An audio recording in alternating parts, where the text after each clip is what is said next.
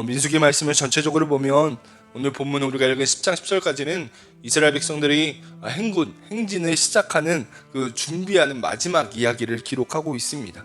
읽지 않았지만 10장 11절을 보면 둘째 해 둘째 날 수문날에 실제로 구름이 성막 위에 떠오르고 이동하는 것을 보게 됩니다.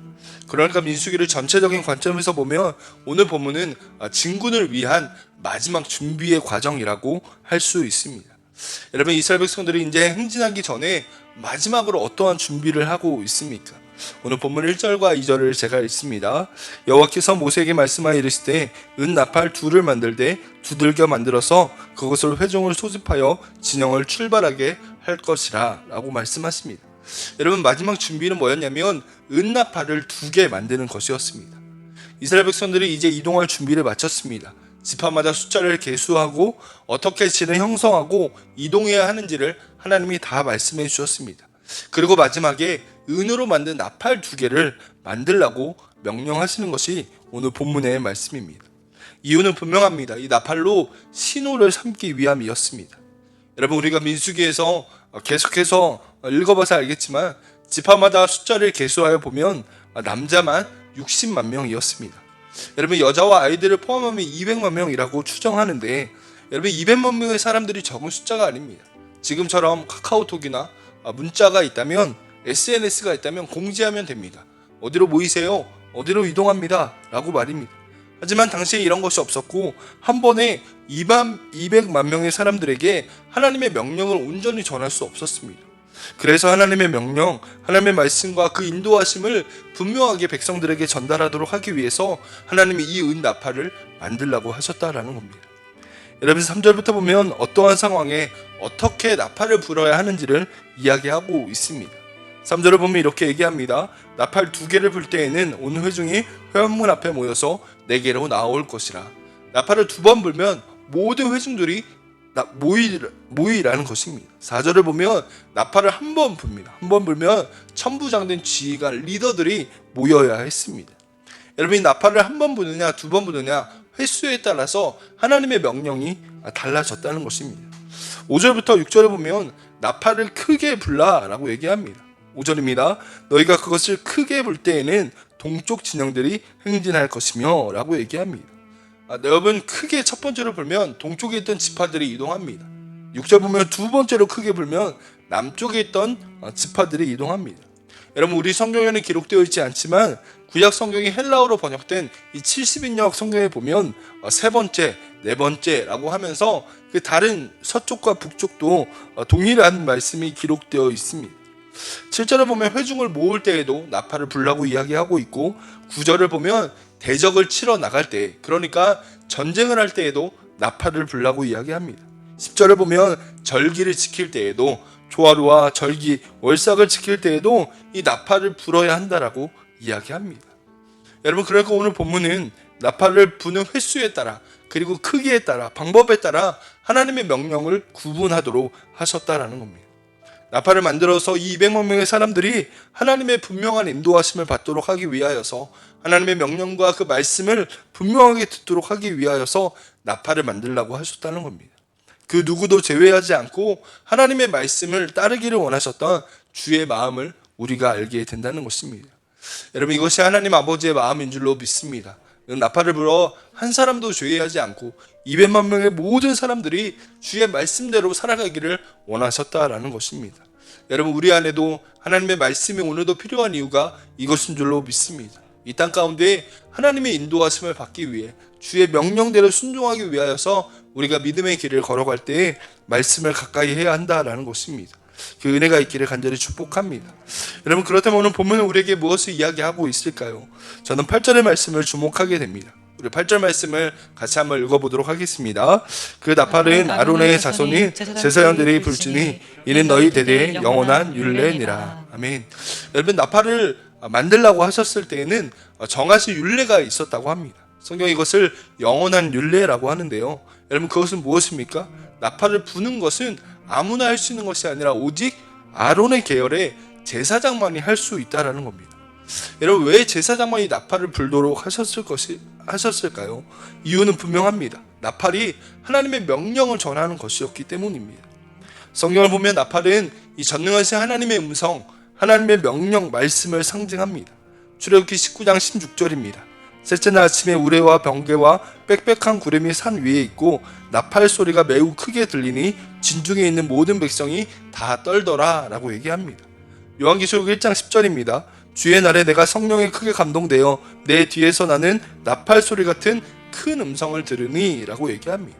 여러분, 이 외에도 성경 곳곳에서 하나님의 음성, 하나님의 말씀을 이 나팔 소리로 비유하는 것을 보게 됩니다. 여러분, 이 나팔이 하나님의 음성, 하나님의 말씀을 전하는 도구라면 아무나 불어서 잘못된 정보와 소식을 전하면 안 되었기 때문입니다. 그래서 아무나 은나팔을 불 수 없었고 제사장만이 불도록 하였습니다. 여러분, 사실 여호수아 말씀 보면 이스라엘 백성들이 여리고 성을 도울 때에 양각 나팔을 사용하였습니다. 여러분, 성경을 보면 은나팔과 양각 나팔이 나오는데 이 양각 나팔은 제사장이 아니어도 불 수 있었습니다. 하지만 오늘 본문에 나오는 은나팔은 오직 제사장만이 불어야 했다는 것입니다. 하나님의 뜻을 전하는 도구가 은나팔이기 때문입니다. 여러분, 이 나팔이 하나님의 말씀을 전하는 도구라는 사실을 기억할 때에 우리는 우리에게 세워주신 말씀을 전하시는 우리 목사님을 위해 기도해야 한다라는 것입니다. 하나님의 온전한 뜻을 전하는 하나님의 거룩한 나팔로 사용하여 달라고 우리가 기도해야 한다라는 것입니다. 여러분, 우리가 다음 주 월요일부터 마가다락방이 시작됩니다.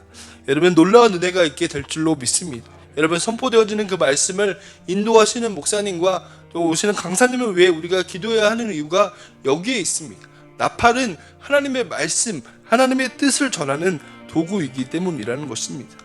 여러분, 그 은혜가 있기를 축복합니다. 또한 하나님은 우리를 왕과 같은 제사장이라고 하십니다. 여러분, 우리 역시도 하나님의 나팔이라는 것입니다. 복음을 전하는 거룩한 나팔이 저와 여러분인 줄로 믿습니다.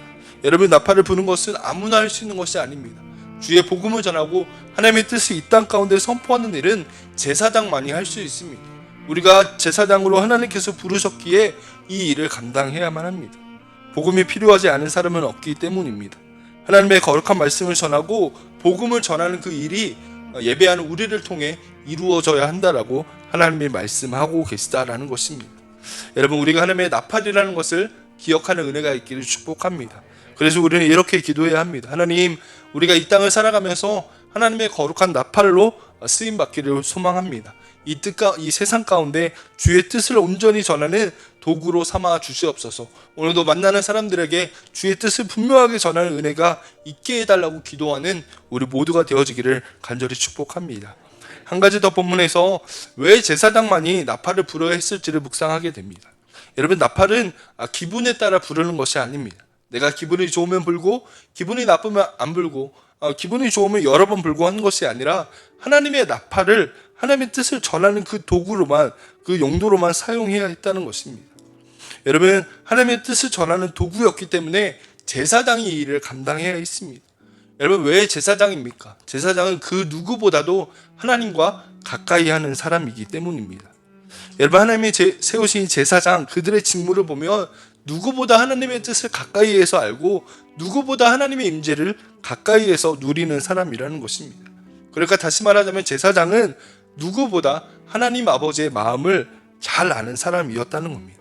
여러분, 그래서 그들만이 나팔을 불도록 하셨다라는 것입니다. 여러분, 우리 사람들 간의 소통도 반드시 대화로만 이루어지는 것이 아닙니다. 말하지 않아도 알 수 있는 대화가 있습니다. 여러분, 이것은 친밀함 가운데서만 나오는 것입니다. 가족이나 친한 사이일수록 그 사람의 말의 의도와 마음을 분명하게 알기 때문에 왜 이러한 말을 했는지, 어떠한 의도로 이러한 말을 했는지를 더 이해하고 분명하게 전달할 수 있다는 겁니다. 그러나 친밀하지 않은 사람은 그 말 사실밖에 전달할 수 없다는 겁니다. 여러분, 왕과 같이 제사장으로 부름받은 우리는 이 말씀을 기억해야 합니다. 여러분, 우리가 하나님의 나팔로 사용되기 위해서 필요한 한 가지는 무엇이냐면 하나님과 친밀한 가운데 살아가야 한다는 것입니다. 여러분, 우리가 주의 말씀을 전하는 나팔이 된다면 하나님의 뜻과 생각을 전해야 하기 때문에 더 분명하고 올바른 주의 말씀을 전하는 도구가 되기 위해서 주님을 가까이 해야만 합니다. 어제보다 오늘 더 주님을 사랑해야 한다라는 것입니다. 내 주를 더욱 가까이 하는 것이 주의 마음을 알 수 있고 그것이 우리가 온전한 나팔로 이 땅 가운데 설 수 있는 은혜가 되기 때문이라는 것입니다. 여러분, 우리는 제사장입니다. 주의 말씀을 분별하여 바르게 이 땅에 선포해야 합니다. 여러분, 그래서 우리의 날마다의 기도의 제목은 주님, 내가 오늘도 주께로 가까이 나아갑니다. 주의 마음 알기 원합니다. 주님을 더욱 사랑하기를 원합니다. 주님과 더 함께 하기를 원합니다. 그것이 우리의 기도의 제목이 되어야 할 줄로 믿습니다. 그래야 할 때 하나님이 우리를 통하여서 하나님의 거룩한 나팔로 사용하시고 복음과 하나님의 온전한 뜻이 이 땅 가운데 전해지게 될 줄로 믿습니다. 그 은혜가 우리 안에 있기를 간절히 축복합니다. 기도합니다.